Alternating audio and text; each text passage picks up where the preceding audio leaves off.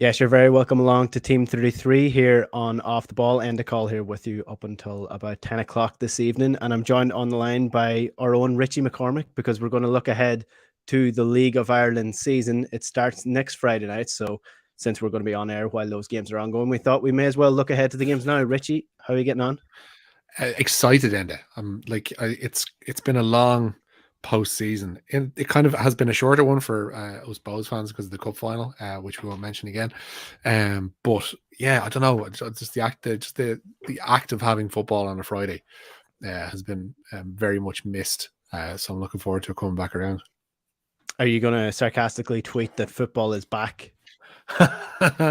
It's an annual tradition to say the football is back. It's not like, yeah, I think the days of having digs and trying to score points off people who might be more interested in English football or Italian football or whatever probably should be a thing of the past. I'm to be honest with you, I'm just looking forward to the season because there's a lot that's going to be the same this year, and we'll get to that in a minute, I guess. But there's an awful lot of massive question marks over some big clubs as well.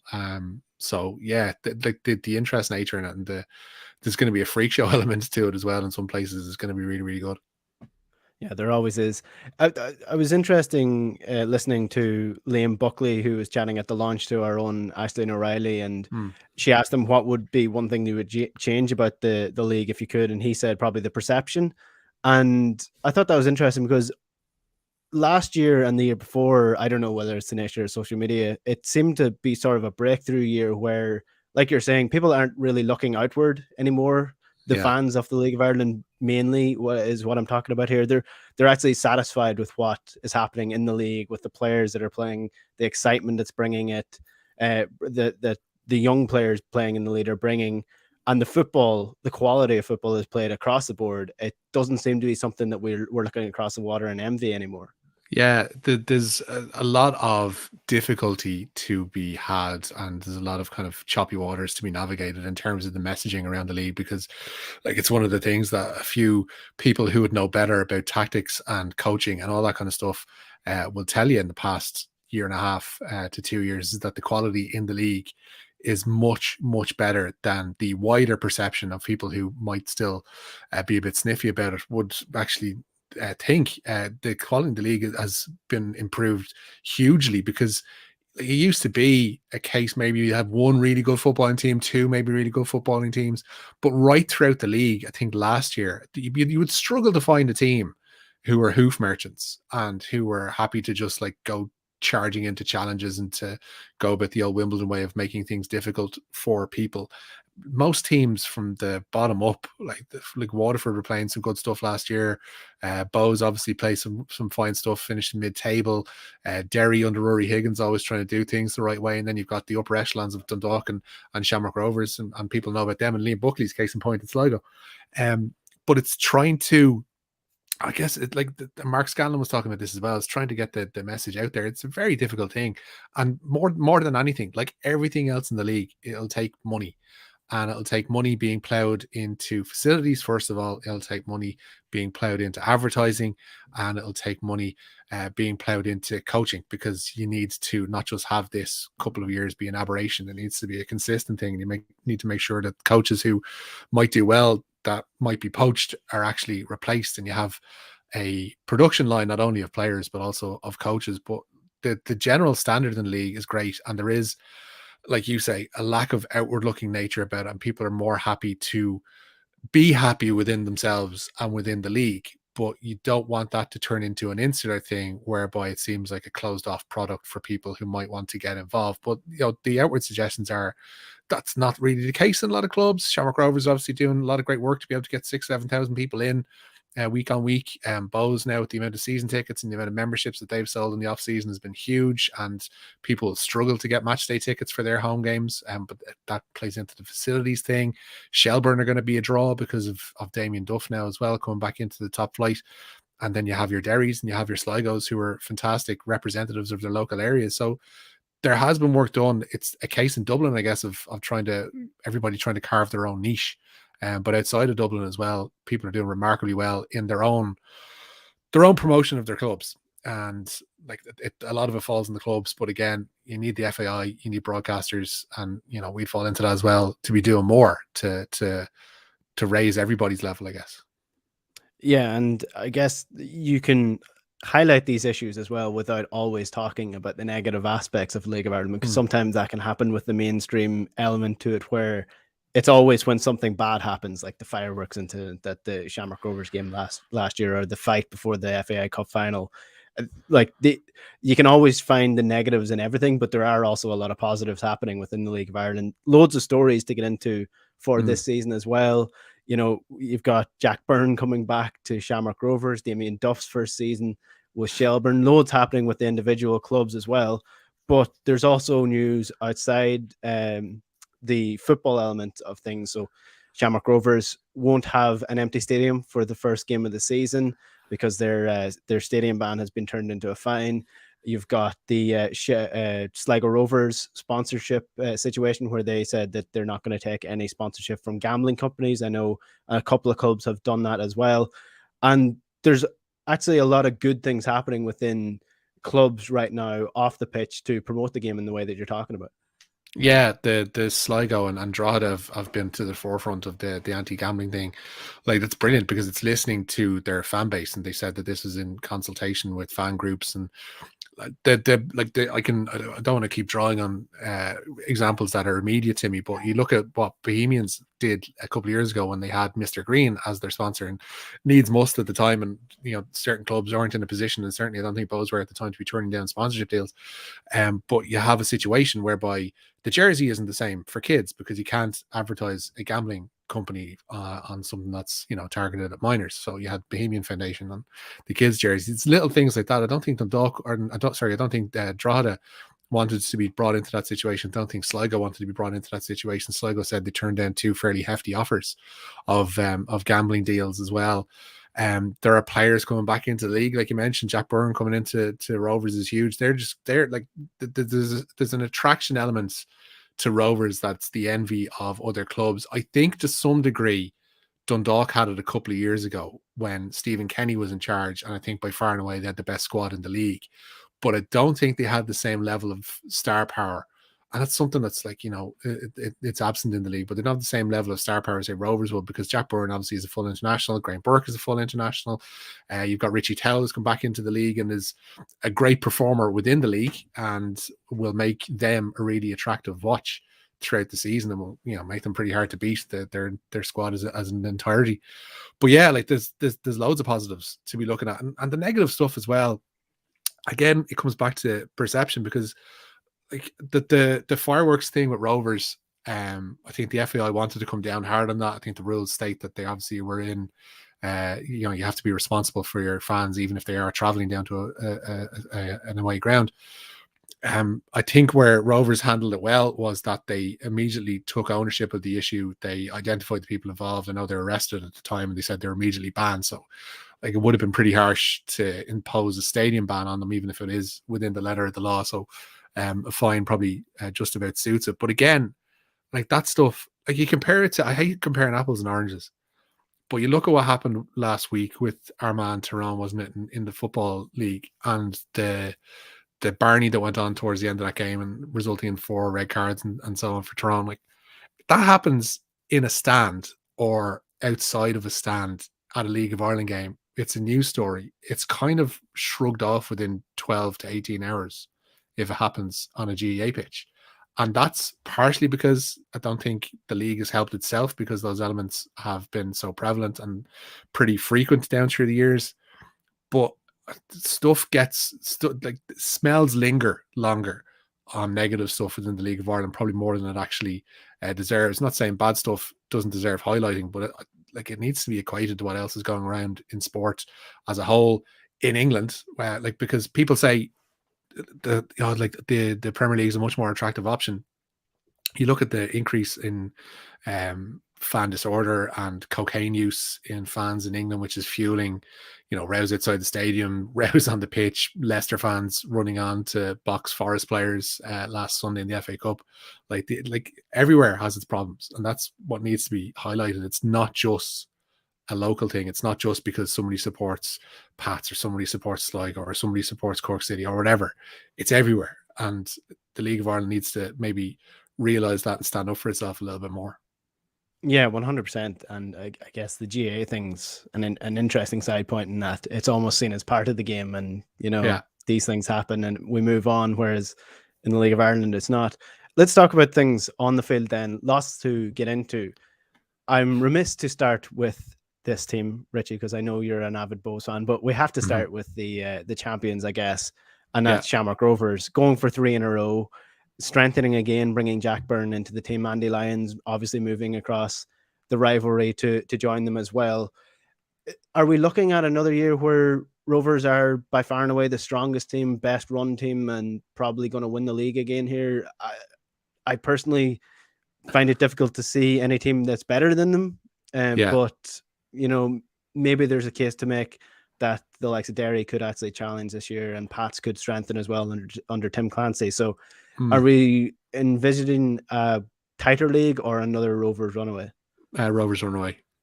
Like I can't envisage any situation where they're not out of sight by the middle of the season.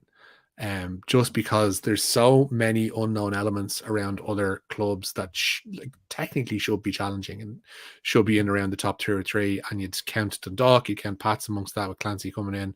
Like Shelbourne's another story entirely, but like there are a lot of big names in the league.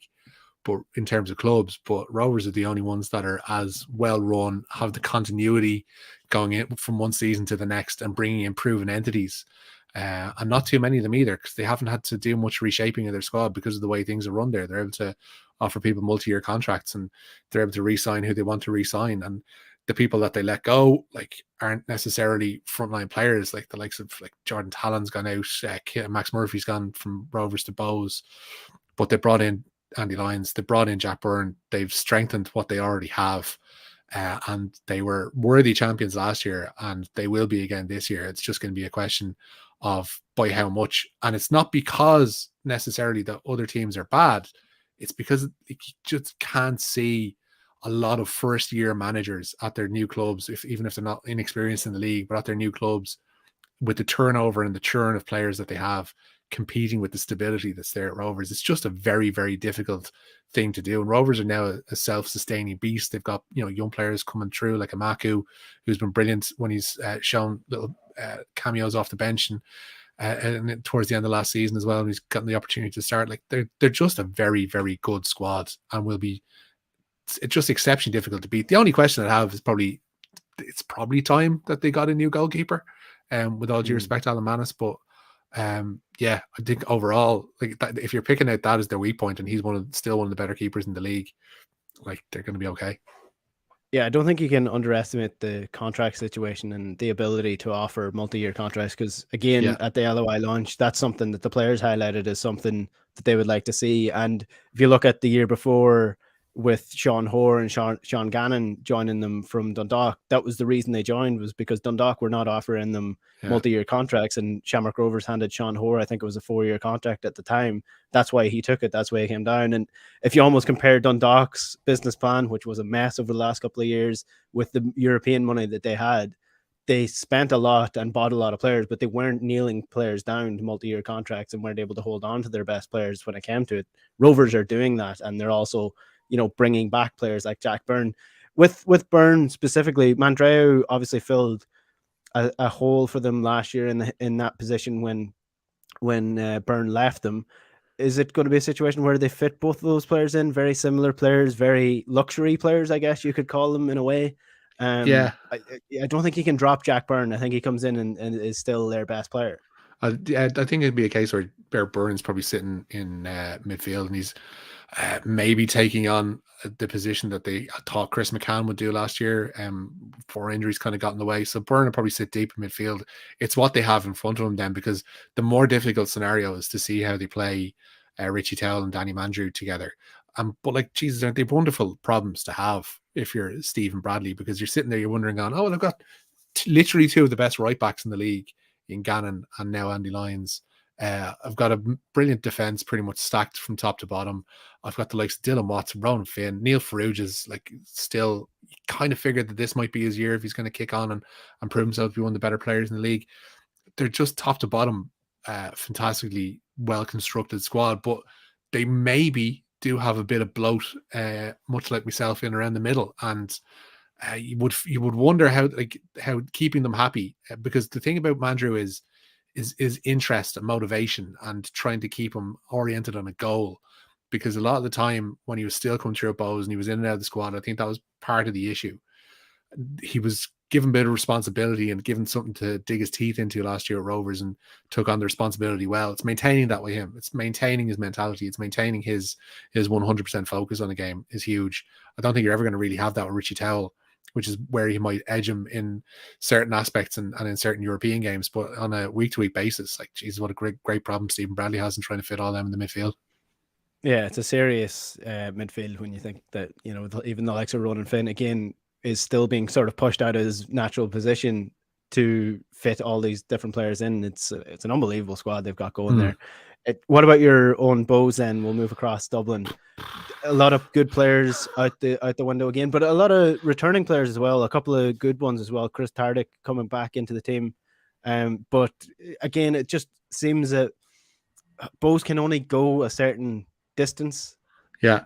With the business model, which is sustainable for them at the minute, but it just seems like they're going to struggle to make that step towards a title. Yeah, they've been unfortunate in that they produced a lot of really good young players in the past couple of years. Yeah. So they've been really good to the point that they've, gone already. So Ross Tierney, who you would have hoped, given his age profile, might have stuck around for a year or two more. Clearly, he's talented enough that Motherwell have come over and gone, yeah, we'll have a piece of you. Georgie Kelly was the standout goal scorer in the league last year. And so Rotherham came sniffing, and other English teams obviously came sniffing. But it is like the cases, like the Andy Lyons one is the one that will probably sting more, because he was brought through at the club and he developed at the club and he turned into a Republic of Ireland under-21 international at the club. But it's probably been in a position to offer him the deal he wants. Not qualifying for Europe has been a massive blow in terms of the attractability of the club rather than the finances, because I was reading an interview with, I think it was Dan Lambert was giving an interview before the cup final and said before the cup final, the budget was set for next year. So it didn't depend on whether or not they qualified for European football. So that's a relief to be where they've been in the past. But Tordek coming back in is a brilliant signing, because that few months when he was there before he went off to Poland were brilliant. He just looked a real, genuine threat coming in off the flank. He's that typical winger who'll come in on his wrong foot essentially and bamboozle defenses. Junior has proved before in the league that he can do a really magnificent job. It's getting him to do it outside of Derry is the main thing, because Dundalk never really took flight for him, in the same way that I guess Bastian Harry never really took flight for Bowes last year. And Jordan Flores coming into midfield as well is a really nifty signing, and probably a necessary one, given the likes of Keith Buckley and Tierney heading off, and even Jack Moylan, as limited as his chances were in the first team, probably looked like with the flux going on in the squad that this year could be the year he broke through, but he's decided to head off the Shels. So Flores going in is a really good signing. But beyond that, like I wouldn't be able to tell you too much about Jordan Doherty, because he spent the last few years in America. I hear good things. Grant Horton's come in on loan from Cheltenham, who apparently is going to sit in midfield as well. But getting to hold on to Dawson Devoy is massive. Yeah, but again, it's just a case of when he's going to go, because he will, because he's good enough. He's more than good enough to go over to the UK. And like obviously MK Dons are probably going to come sniffing again in the summer and seeing if they can work around something, and that bio clause is going to be tested again.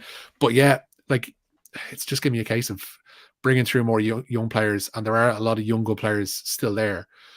Hoping that Junior hits the ground running, because we need a goal scorer like Georgie Kelly last year, because in years previous goals have been an issue. So yeah, I think where they finished last year and probably in around a fourth or fifth spot is probably the best with the squad that Bowes can hope for this season.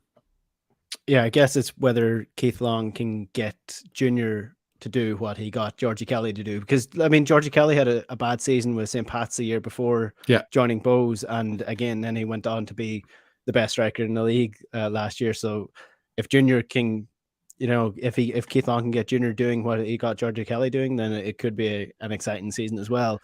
In terms of the actual progression of the team, obviously like Bowes play really good football, and the youth is at the forefront.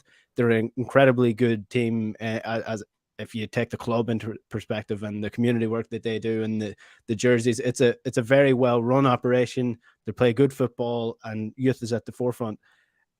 Is there what's it like to be a Bows fan at the minute though? Because while all this good stuff is happening, it's also frustrating that, you know, maybe if the FAI Cup final went differently last year, it might be a different perception of the team, but it must be frustrating as well.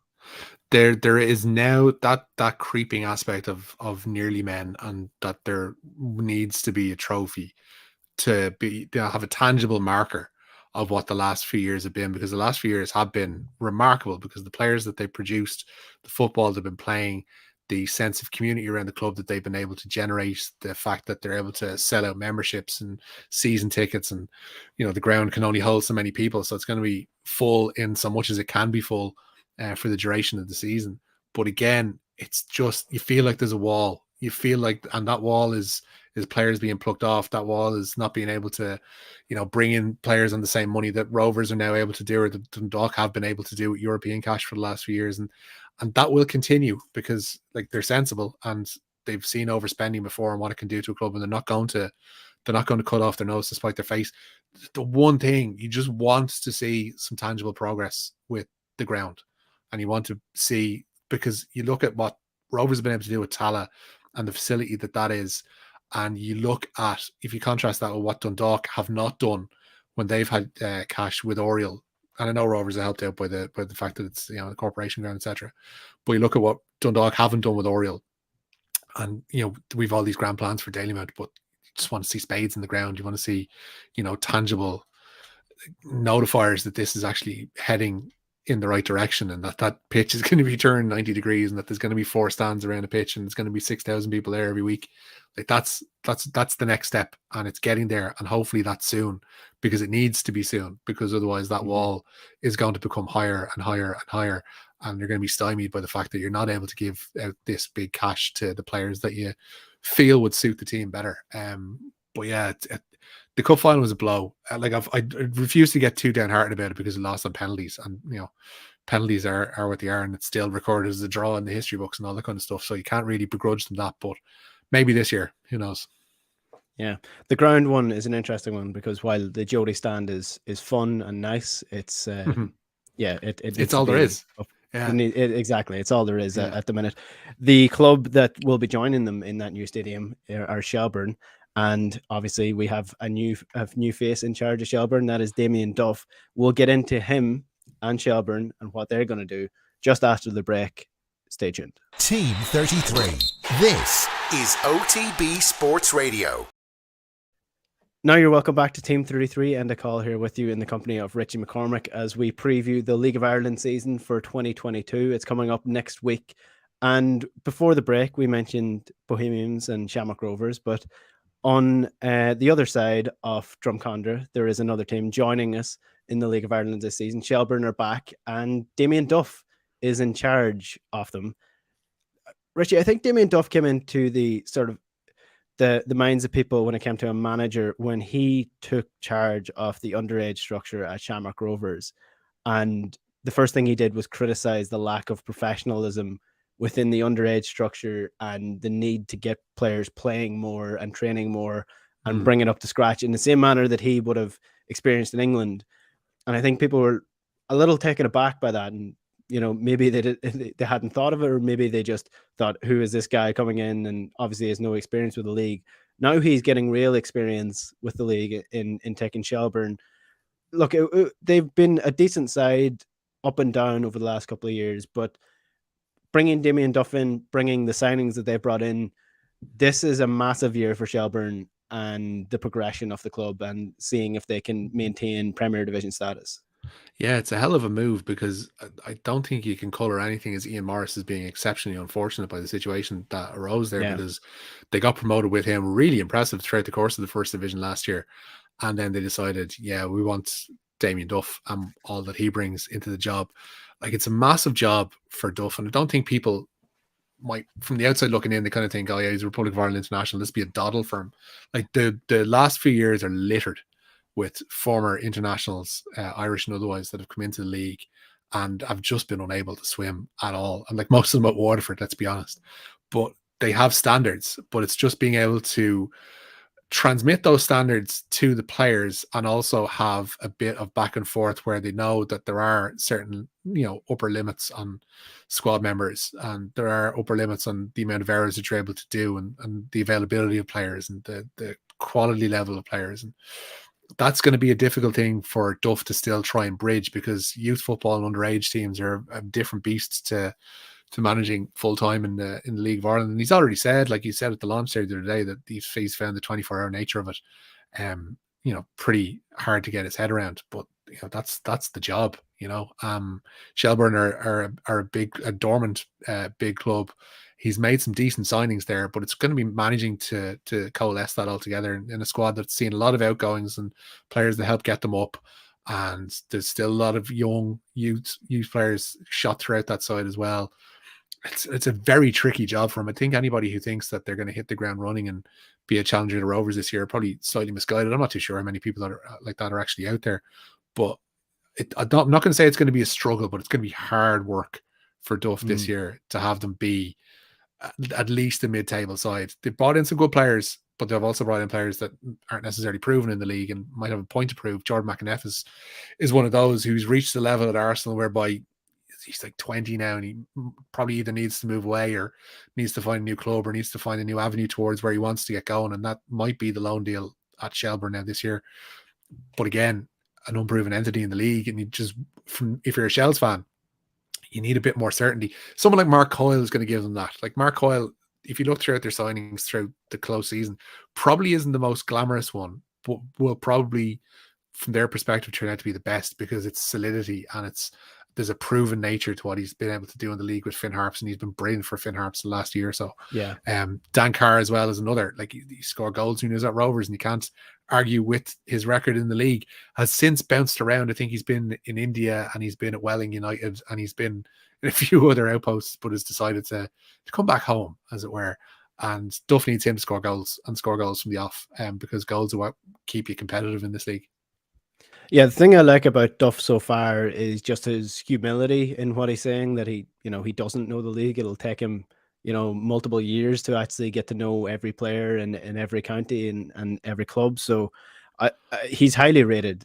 I've spoken to a couple of people who worked with him at Celtic, and they were absolutely blown away by his coaching ability and his ability to get knowledge across. So that aspect of things is probably good for Shelbourne going forward. His transfer policy has been, it really has been looking at Finn Harps and taking their best players and seeing what they did, because there's a reason Mark Coyle got the nickname the Bert Kante, because he was absolutely exceptional for Finn Harps over the last couple of years. And I know Sean Boyd, he was in and out of the Finn Harps team as well, but there's a decent player in there that has something to prove down in Dublin as well, that he can potentially make it at a bigger club. If you're counting Shelbourne as a bigger club than Finn Harps, I'm not sure if you actually are, but yeah, it's going to be a massive season for Shelbourne.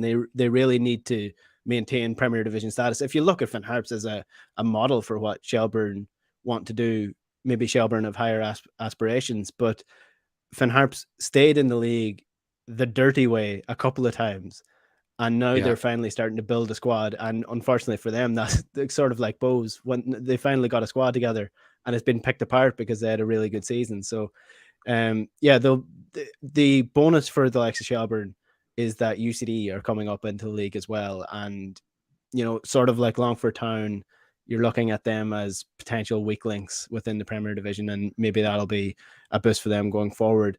Outside of the Shelbourne, Dublin division of teams, this is an interesting year because you can almost draw a line directly across Ireland with the location of all the clubs. There's no club from the southern part of Ireland at all, none from Munster, and barely any from Connacht if you don't count Sligo. So Sligo Rovers, again under Liam Buckley, playing some nice football, but losing Johnny Kenny is unfortunate for them.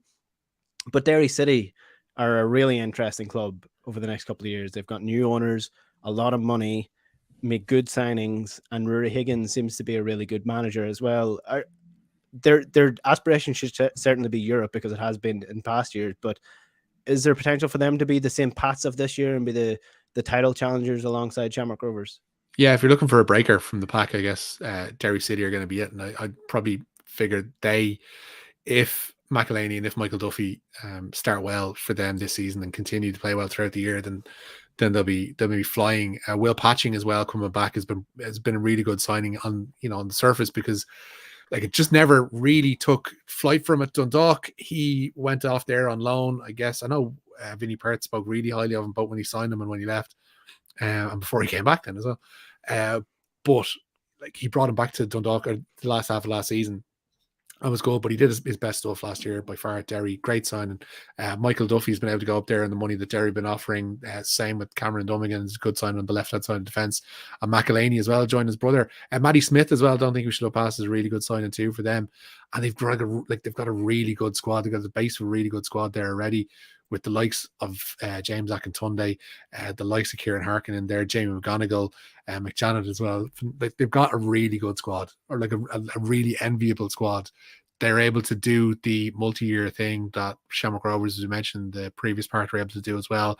And Higgins is a manager who looks to have something about him. He really does. I have my question mark in a club this year. They can definitely build upon that and be the main contenders to Shamrock Rovers as that squad goes through churn, as it will do through age over the next couple of years.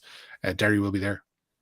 Yeah, Derry are sort of building a streets don't forget sort of lineup. The skill level that they have. It's just about whether they can bring it all together and be a consistent team. Because I guess with the likes of McElhaney and Duffy, they're really good players, but it's whether or not they can do it for the majority of the season as opposed to 12, 15 games or so.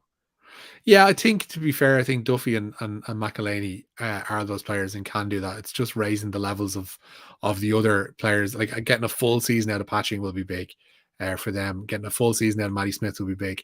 And if they manage to do that, like, they'll be flying. They're definitely a top 3 team this year. It'll probably be my picks to finish second behind Rovers. Yeah. We haven't mentioned the 2 teams that have almost done a manager swap, and that's obviously St. Pat's have had some managerial changes, Drogheda United as well, and Dundalk. So Stephen O'Donnell is heading back to Dundalk for another season as manager, and Tim Clancy is heading to St. Pat's from Drogheda. Now, Clancy is a manager that has really gone under the radar, I think, over the last couple of years. So this is going to be very interesting to see what he can do with St. Pat's, because he did brilliantly with Drogheda. They play some exceptional football for a team that came up from the first division last year. They were one of the strongest and best coached teams. I think he has a good eye for a player. He knows what sort of squad build-up he wants to do. And again, they're sort of poaching Finn Harp's best players with Olabe joining them up front. Tim Clancy, do you think he can do what Stephen O'Donnell, or continue on what Stephen O'Donnell had started with St. Pat's? Because again, I just don't know how these St. Pat's players will react to winning the FAI Cup final, such a high, to then losing the manager that had promised them to be around for the next couple of years and building this sort of project with them. And it felt like the FAI Cup final could have been a springboard had Stephen O'Donnell stayed on. But now with Tim Clancy coming on, do you think he can continue on the project and continue on the fine form that St. Pat's have had, or do you think they'll struggle with that? Yeah, that's one of the main question marks over the season. And Clancy, I think, in the initial going, might find it a bit tricky, because it's to be fair, with all due respect to both clubs, there's a major difference between Drogheda United at the moment anyway and St. Pat's, and the situation that he walks into at St. Pat's, which won't have been kind, because I think, as you mentioned, the players that are staying would have expected Stephen O'Donnell to remain and to build on what they had last year and that brilliant finish to the season with the FAI Cup. But the shot of I guess faith from the owners that they would have gotten from the signings of Owen Doyle and the signings of Tunde Awolabi, like, if nothing else, there are goals in that team, and they've proven before that they can be very difficult to break down. They've got a good defense there still, even with a couple of people heading out the door. But yeah, I just think that, like, I still think the Pats are probably in around top 4, definitely. I think the signing of Doyle is huge. because he's proven goals, and he's been playing at a level above even the League of Ireland the last couple of years, and even up until the start of this season in England has still been scoring goals, and will come back here and still score goals. Getting the service to him is one thing, but I think the basis that what St. Pat's have should be enough. I don't think they're going to improve upon what they did last season. I think stasis for them would be a good thing. I think if they can match what they did last year, I think Pats would be pretty happy with that, and Tim Clancy would be pretty happy with that, and give them a solid base in which to build. Yeah, I think goals have been Pat's main issue over the last couple of years. They have a phenomenal midfield, and especially with losing the goals that Matty Smith brought last year. Yeah, the goals that Owen Doyle will bring, and potentially Tunde as well, will be a huge boost for Tim Clancy. And then obviously Stephen O'Donnell is moving back to Dundalk under new ownership as well. It's incredible how many actual like storyline to the storylines there are with all these clubs this year. But solidity, I guess, is what you're looking for from Dundalk. That little bit of unbeatability factor, if you want to use a weird phrase that I've just made up. Dundalk had this invincibility sort of cloak around them over the last couple of years, when, especially under Stephen Kenny, they've lost that big time. And I guess that's the first thing that Stephen O'Donnell is going to want to do, is instill that winning belief again at this club. Yeah, and it's going to be a tricky thing. Like, to be fair, having Pat Hooban in your squad and having Dave McMillan as an ample backup is always going to be able to buy you out of a lot of problems. That's a massive amount of bail money that they have in the form of those two players. But they've had such tumultuous nature of their playing staff over the last couple of years. They brought back in John Mountney and Robbie Benson, who are two solid performers in the league, but I don't think they're improving as players. No disrespect to them, but I think they're at the level they're going to be at. Bringing them back in is just kind of, it's attaching something familiar, and it's attaching some muscle memory to a Dundalk squad that's going through massive change at the moment. And I don't think, like, I'm sure they've scouted these players well, but the amount of players that they brought in on loan from the UK is really noticeable, like really, really, really noticeable. Mark Connolly is probably the standout of that, because he's older, and he's got a lot of experience behind him in the top flight in Scotland. But they've other players coming in, like the two lads from Brentford, Nathan Shepherd and Joe Adams, Stephen Bradley, coming in, a winger from Hibs, and Dan Williams as well from Swansea. Like, they could turn out to be absolutely inspired buys, but you need, I don't know, like, it seems like if you're bringing in loans from the UK, they've probably gone a bit hard on them this year, Dundalk, and they don't always work out. One or two of them will, but you can be damn sure that one or two of them won't as well, unfortunately. And that could be a worry for them, because the squad has started to thin from that position of invincibility that you mentioned under Stephen Kenny a couple of years ago, and even under Vinnie Perth. It's just not there anymore. There are solid players throughout that team. Darragh Leahy staying on is huge for them. Andy Boyle being such a rock of experience at the heart of defence is pretty big as well. But in different areas of the pitch over the last 2-3 years, they've lost the likes of Sean Gannon and Hoare and players around the midfield, and I don't think they've been replaced with the quality that has left, and that's certainly not been the case now this year. I worry about that midfield. I really do. From their perspective, that's going to be the one where, like, McElhaney is going to be missed. Michael Duffy is going to be missed in terms of the outlet that he gave him down the left hand side. And you're just not going to get that from a young Stephen Bradley. You're not going to get the defensive solidity from young McCarry coming over from Stoke. As highly thought of as they are, there's going to be wobbles, and they're going to be the same kind of wobbles that they had when they spent like silly money on scouting all of Europe to bring in like nothing players. It's going to be a difficult first year, I think, for Stevie O'Donnell up there, but he does have the cachet in the area. He's got Padge Craig with him, who's a former neighbour of mine and a well thought of coach as well after coming up with him. And it's not like they're going to be in trouble. It's just the idea of challenging for Dundalk is, I think, still a couple of years away. Yeah, Daniel Cleary is a big loss as well, heading over to St. John's, and he's hit the ground running over in Scotland as well. So he's a quality player that they've lost. I hate using the phrase knowing the league, because it is sort of a nothing phrase, but I do think the League of Ireland is one of these leagues where you do get a bit of experience, and that experience can often be absolutely priceless. And I think you saw that with Dundalk over the last couple of years, where they had a lot of these players who came in and they were highly thought of in different areas of the world, but they hadn't a clue what it was like to go up and play in Finn Park on a cold Friday night in January or in March. It's always used as the outlier per Finn Park and Ballybuffet. It's always the one, and they hate that up there. They hate that. They hate that talk. But you see, here's the thing, because people make it out as if it's sort of the same as a cold, wet night in Stoke, but it's not, because Finn Harps went 2-0 up against Shamrock Rovers in Finn Park last year. I mean, they beat St. Pat's as well, and yeah, I was up at a couple of games. It's a great place to go on a Friday night. It really is. Yeah.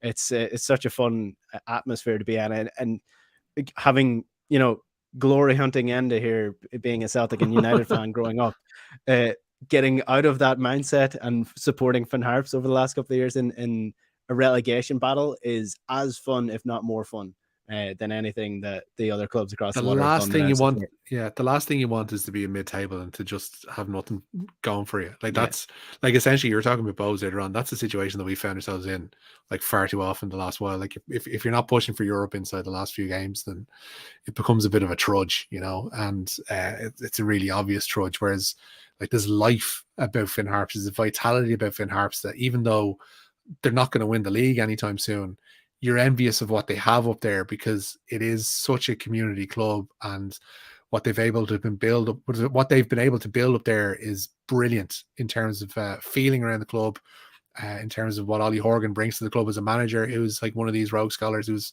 far smarter than he's ever going to look. And you talk about league smarts, like Ollie Horgan has it in spades, absolute spades.